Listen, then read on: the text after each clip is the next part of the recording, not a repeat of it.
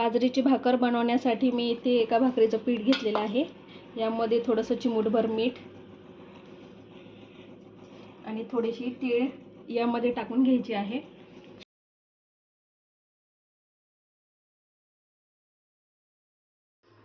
थोडं थोडं पाणी टाकून आपल्याला भाकरीचं इथे कणिक मळून घ्यायचं आहे। भाकर चांगली थापून घेते। इथे थापल्यानंतर या भाकरीला आपण चीळ लावूया।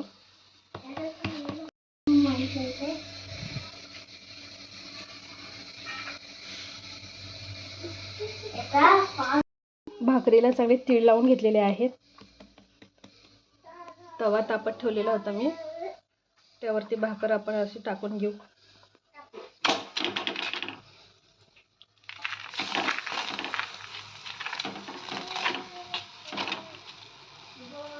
दोन्ही बाजूला इथे भाकर मी दोन्ही बाजूनी चांगली शेकून घेतलेली आहे। भोगीची भाजी, खिचडी आणि आपली बाजरीची भाकर इथे रेडी आहे। ही रेसिपी तुम्ही नक्कीच करून बघा। आवडली असेल तर चॅनलला लाईक करा, शेअर करा आणि सबस्क्राईब करा।